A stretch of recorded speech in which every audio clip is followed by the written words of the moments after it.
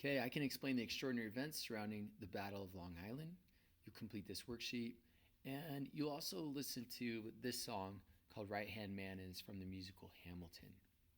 So let me just give you a little explanation for this battle. So we talked about in the previous assignment how Washington drove the British out of Boston. And the British decided to return and take over the best harbor in America. This is the New York Harbor. And this is traditionally New York City. Today we call that Manhattan. And today all of this is New York City. But Manhattan is the basic part. My understanding is what was New York City. And right across this river is this area called Brooklyn. And back then it was a separate village. And it's on a hill. And so if the British took over this hill, they could easily fire their cannons and hit New York City. And so Washington wants to protect New York City, but to protect New York City, he has to also guard Brooklyn. And this is a problem because Brooklyn is on Long Island, is what it's called. And Long Island, here's Long Island, it's an island. And now this is a big problem because the British have a navy and the colonists don't have a navy. And so if you put your whole entire army on an island, it's really hard for you to get off. It'd be really easy for the British to surround the island and to capture all of the colonists on this island. And so Washington's taking a risk that he knows he could be trapped because the British control the water. While Washington was preparing to defend New York City, word reached that the Continental Congress had finally approved the Declaration of Independence. So by this time, they'd been fighting for 14 months. Washington is trying to guard New York, and it's the summertime. It's the middle of the summer, July 4th, and his soldiers are digging in, and they get word, hey, we finally declared independence, and this was a big boost to his soldiers. And then the British arrive, and this is the largest invasion force ever in the history of humankind, as far as I'm aware, up to this point in history. Now, later on in World War II and in other wars, there were larger invasion forces, but this is the largest one up to this point in history. So the British arrive with something like 30,000 soldiers. They arrive to Staten Island, and they kind of regroup here. And then they get onto Long Island, and they do some tricky things. They attack from the front, and then they send another army around secretly to try to get behind. And this was always the main strategy, is you tried to surround your enemy so that they would have to attack from all sides, and then they couldn't escape, they couldn't retreat, and you could capture them all in one big blow. And so this was really bad. So the colonists are in blue here. They're having to guard Brooklyn, but to guard Brooklyn, they built these lines way out here, but the British get behind the lines, and so the colonists have to retreat, and they rejig lines right here. But now they're in really bad situation where they're just kind of on the edge, and there's this huge army that's attacking them.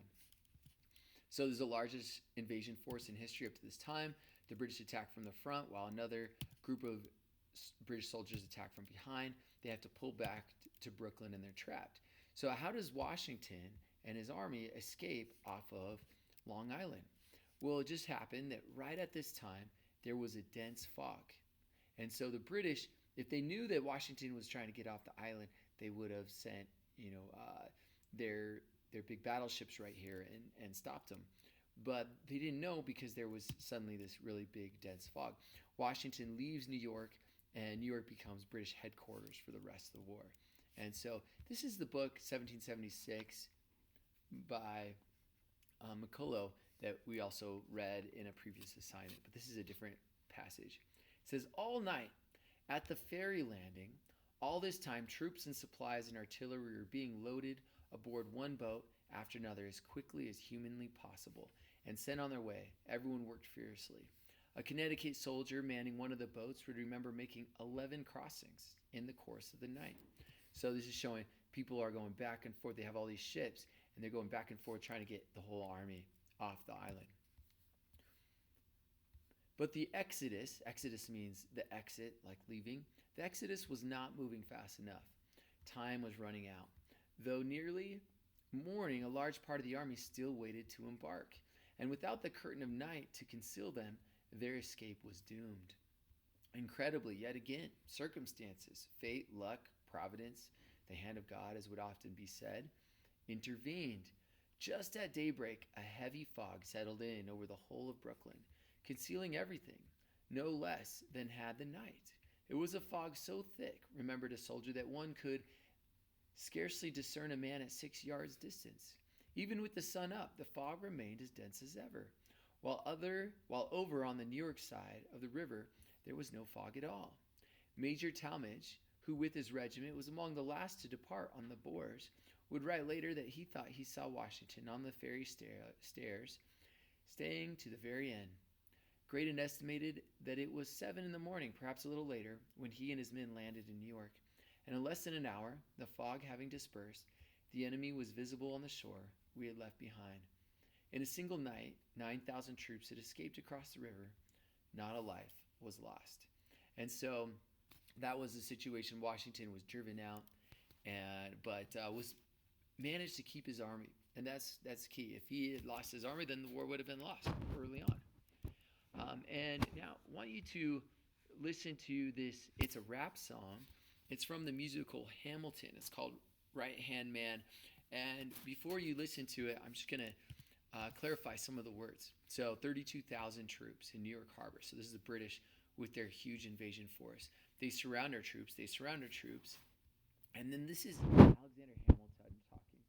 And he says, as a kid in the Caribbean, I wished for a war. I knew that I was poor. So he grew up on the Sugar Islands. He didn't grow up in the 13 colonies. I knew it was the only way to rise up. So Hamilton's father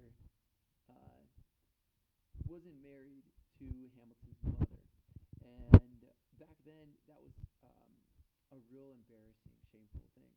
And so it's not an appropriate word today, but back then they would call that person a bastard. And that means that you don't have a legitimate father. Your parents were married. And so at that time in history, that was a shameful thing. And so he had no recognition. He had no respect. And so as this kid growing up who had no recognition or respect, he wanted to go fight a war so that he can gain respect and gain glory and fame and these type of things. So he said he wants to rise up. If they tell my story, I'm either going to die on the battlefield in glory or rise up. So he's like, it's okay if I die. That would make me famous, maybe. We will fight for this land, but there's only one man who can give us commands so we can rise up. Understand, it's the only way to rise up. Here he comes. Here comes the general. Ladies and gentlemen, here comes the general. The moment we've been waiting for. Here comes the general, the pride of Mount Vernon. So this is Washington's home. He was very wealthy, and so his home was like a small village. A plantation is called Mount Vernon. So Washington, and this is what Washington says. We were outgunned. So the British had way more cannons, way more muskets. We were outmanned. They had a much larger army. We were outnumbered. We were outplanned. And so Washington was outplanned. The generals attacking, the British generals, they used much cleverer tactics, and they almost surrounded him. And so he had to retreat. We got to make an all-out stand. So Washington believed that he had to win. Later on, he realizes that he doesn't have to win these battles. He just has to stay around. He has to keep his army intact, and he has to keep attacking the British. But he doesn't actually have to win the battles. Hey, I'm going to need a right-hand man. Check it. And so he turns to Hamilton as basically his right-hand man. He says, can I be real a second for just a millisecond? Let down my guard and tell the people how I feel a second. I'm the model of a modern major general, the venerated Virginian veteran. So he's venerated, meaning he's highly respected. He's from Virginia. And he's a veteran because he fought in the French and Indian War that gave him the valuable war experience. Lining up to put me on a pedestal, writing letters to relatives embellishing my elegance and eloquence, right? So people, they really did respect Washington a lot. And so they're talking about how elegant and eloquent, these are how well-spoken he was. But the elephant is in the room. The truth is in your face when you hear the cannons go boom. So the British have tons of cannons. They're firing on the colonists, and this really rattles them. So when the British actually attacked the colonists retreat. And I'm calling them colonists. By this time, they become patriots because they've declared independence. Any hope of success is fleeting. How can I keep leading when the people I'm leading keep retreating? So all the patriots, General Washington's army retreats, they run away. We put a stop to the bleeding as the British take Brooklyn. Night takes Rook, but look, so it's kind of like a chessboard, right? If you take Brooklyn, then you can easily take New York City, and so Washington has to flee New York City. And we're outgunned, we're outmanned, outnumbered, outplanned. We got to make an all-out stand. We're battering down the battery. So batteries back then are the big cannons, and they're firing, and they're basically running for their life. And so that's basically what this last part shows is Washington's army retreating. And so kind of an entertaining rap song. And you can see here they were at Brooklyn. They retreat to New York City on Manhattan, and they retreat. And the British in red keep chasing them and attacking them, and Washington keeps basically fleeing, and so that's by the end of 1776, Washington had lost this major battle and was running with his life against this huge army, and he had his small army and didn't really have much of a chance. And so Washington was chased all the way to Pennsylvania and New Jersey. After losing a battle, what did Washington do?